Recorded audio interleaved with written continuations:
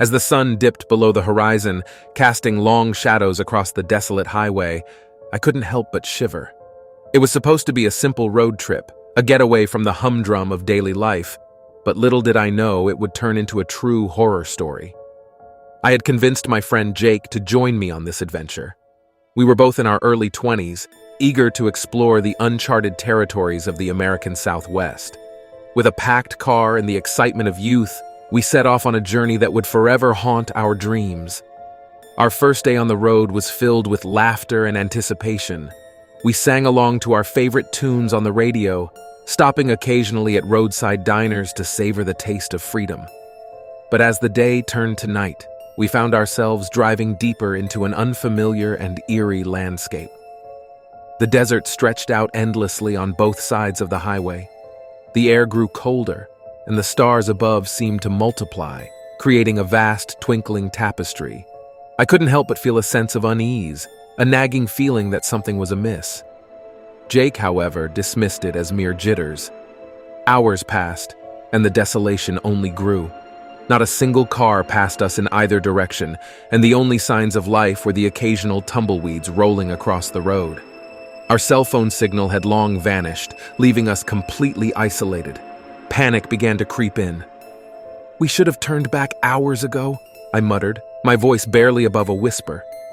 Jake glanced at me, his eyes reflecting my own fear. "It can't be much farther. Let's just keep going."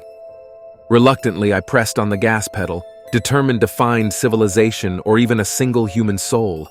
But the highway seemed to go on forever, an endless ribbon of asphalt leading us further into the abyss. That's when we saw it. A dim, flickering light in the distance. It was the only source of illumination for miles, and it beckoned to us like a moth to a flame. We couldn't resist the temptation to investigate, so we followed the light down a narrow, winding dirt road. The path grew increasingly treacherous, with jagged rocks and steep drops on either side. Anxiety gnawed at my insides as the light grew closer, revealing itself as a dilapidated old motel. The sign above the entrance creaked ominously in the wind, its neon letters spelling out the name Desolation Inn. Despite the name, we had no other choice but to check in. Our car sputtered to a halt and we approached the front desk, where a solitary figure awaited us. The motel clerk was a frail, elderly man with sunken eyes that seemed to pierce our very souls.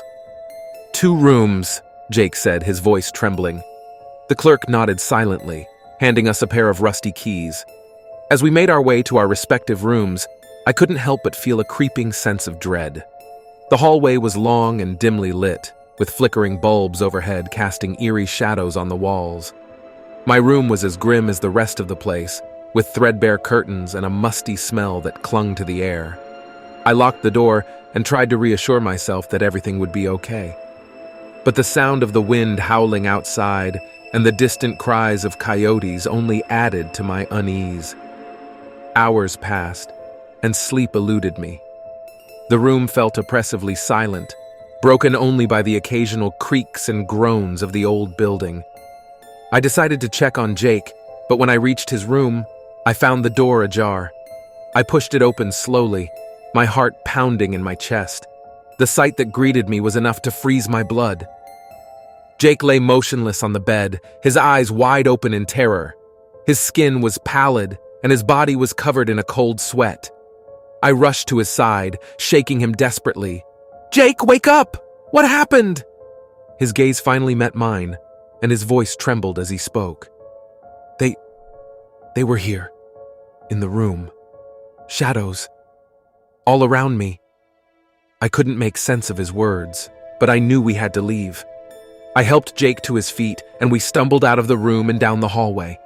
But the motel seemed to have changed, the walls closing in around us, the dim lights flickering faster and faster. We reached the front desk, only to find the clerk was gone. In his place, a mirror hung on the wall, reflecting our terrified faces. As we stared into it, our reflections twisted and contorted, their eyes glowing with malevolent intent. Without a second thought, we burst through the front doors and ran for our lives, leaving behind the nightmarish motel.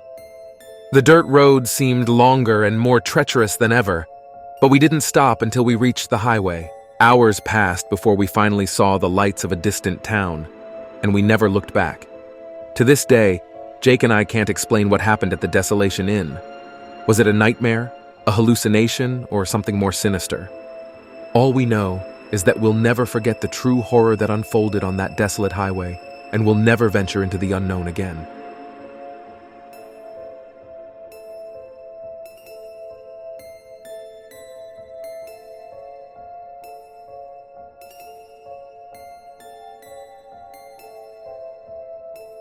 It was the summer of 1998 when my best friend Mark and I decided to embark on a road trip along the legendary Route 66. We were both fresh out of high school and eager for an adventure before college life began. Little did we know that our journey would turn into a true road trip horror story. We started our trip in Chicago, our hometown, with dreams of exploring the vast American landscape and experiencing the freedom of the open road. We had meticulously planned our route, marking all the must-see attractions and roadside diners on our map. As the sun dipped below the horizon on that first day, we set off with our trusty old station wagon, loaded with snacks, camping gear, and an unshakable sense of excitement. The first few days of our trip were filled with laughter, music, and the breathtaking beauty of the American heartland. We visited iconic landmarks like the Cadillac Ranch in Texas and the Petrified Forest in Arizona. We slept under the stars and shared stories by the campfire. Life felt perfect, until we reached a desolate stretch of Route 66 in New Mexico. It was a hot and dusty afternoon when we saw the sign for Cactus Motel. The neon lights buzzed to life as if beckoning us to take shelter from the relentless sun.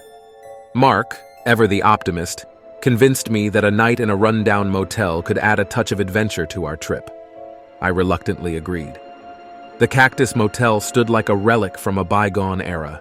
Its once bright paint had faded to a dull, sickly green, and the flickering neon sign looked like it could give out at any moment.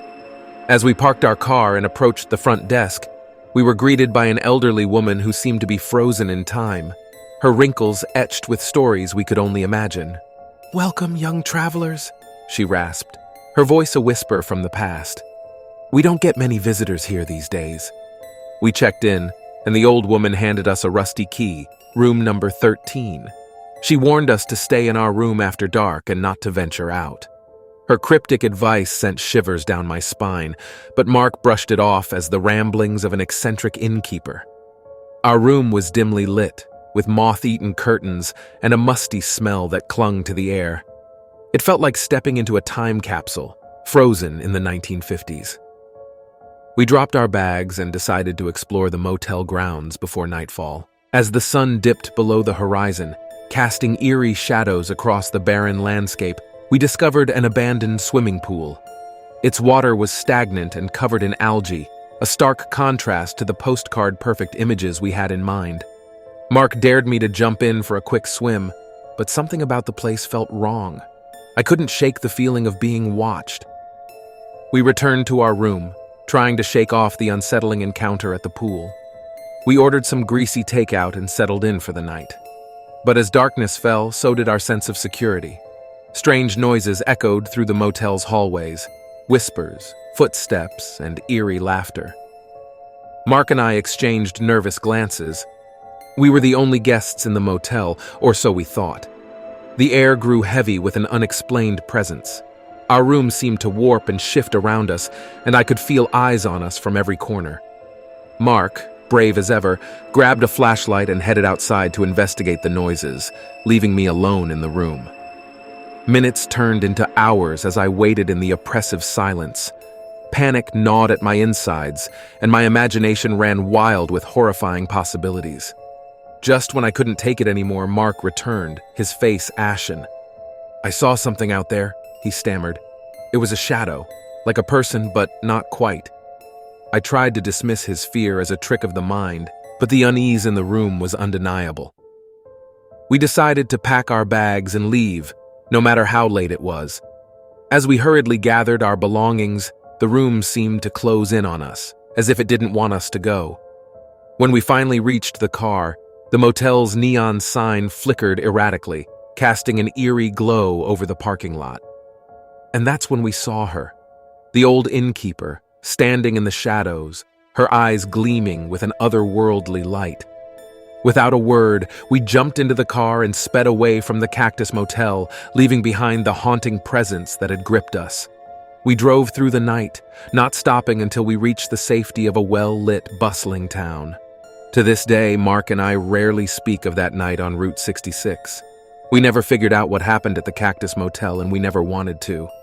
All I know is that some secrets are better left buried, hidden in the desolation of the American highway, where the past and present converge in a chilling tale of true road trip horror.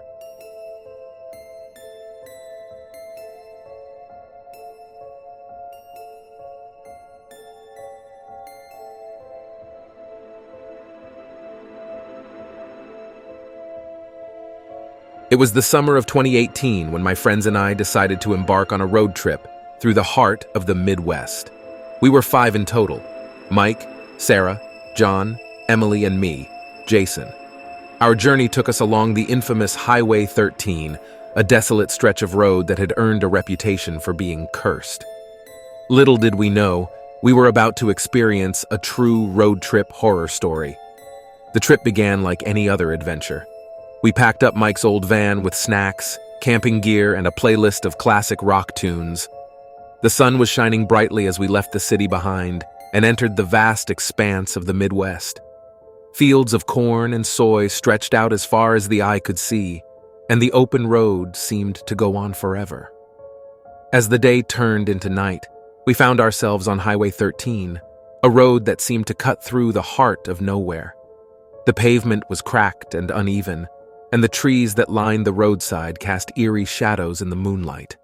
John, our resident daredevil, suggested we take a detour down a narrow dirt road that led into the dense woods. The further we ventured into the forest, the thicker the trees became, and soon we were enveloped in darkness. The van's headlights struggled to penetrate the blackness, and our excitement began to turn into unease. It was then that we heard it, a faint, haunting melody that seemed to emanate from the very depths of the woods. "Did you guys hear that?" Emily asked, her voice quivering. We all nodded in unison, our eyes wide with fear. Mike tried to pass it off as the wind playing tricks on us, but we knew better. The melody grew louder, echoing through the trees, and it was unmistakably the sound of a child singing. "Should we turn around?" Sarah asked, her voice filled with trepidation. John, however, was determined to find the source of the eerie music. He parked the van by the side of the road, and we reluctantly followed him into the woods, our flashlights cutting through the darkness. The singing grew louder, guiding us deeper into the forest. We stumbled upon an old, dilapidated cabin hidden among the trees. The singing was coming from inside. John pushed open the creaky door, revealing a scene that will haunt me forever. A pale, emaciated child sat in the corner, singing the same haunting tune over and over again. His eyes were vacant, and his skin seemed to cling to his skeletal frame. "Hey, kid, are you okay?" John asked, his voice trembling.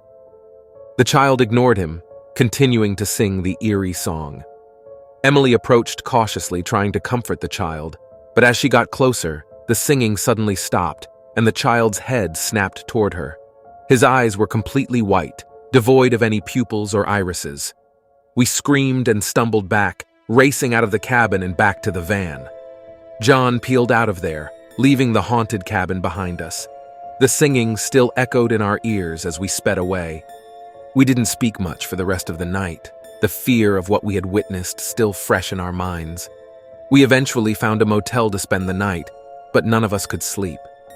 The image of the child with the empty white eyes haunted my dreams, and I knew my friends felt the same. The next day, we continued our journey, trying to put the horrifying encounter behind us. But Highway 13 had more in store for us. As we drove, we began to notice strange symbols carved into the trees along the roadside. They looked ancient, and none of us could decipher their meaning. It was as if the forest itself was trying to communicate with us. The symbols became more frequent as we pressed on, and a feeling of dread settled over us. We knew we needed to get off that cursed road, but no matter how far we drove, it seemed to stretch on endlessly. Hours turned into days, and we couldn't find an exit. Then, on the third night, things took a truly terrifying turn. As we drove along the highway, a thick fog enveloped the van, reducing visibility to almost zero. We were forced to slow down to a crawl. The fog seemed to seep into the van, chilling us to the bone. Out of the mist, figures began to emerge. They were tall, gaunt, and cloaked in tattered gray robes. Their faces were hidden in the shadows of their hoods, and they moved silently, their footsteps making no sound. "Drive, Mike! Drive!" Sarah shouted, her voice quivering. But the van wouldn't move. It was as if an invisible force held us in place. The figures drew closer, their cold, bony hands reaching for us. We screamed, struggling to escape, but it was futile. And then, just as suddenly as they had appeared, the figures retreated into the fog, releasing us from their grip. The van roared to life and we sped away, leaving the cursed highway behind us. We eventually found our way back to civilization, but the horrors we had witnessed on Highway 13 haunted us for the rest of our lives. We never found an explanation for the symbols, the singing child, or the cloaked figures in the fog.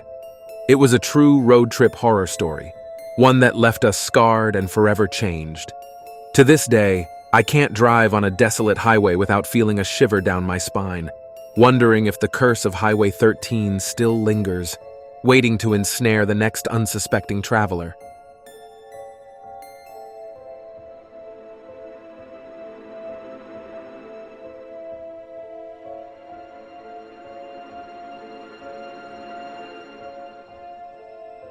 It was a sweltering summer day in 1995 when my friends and I embarked on a road trip that would haunt us for the rest of our lives.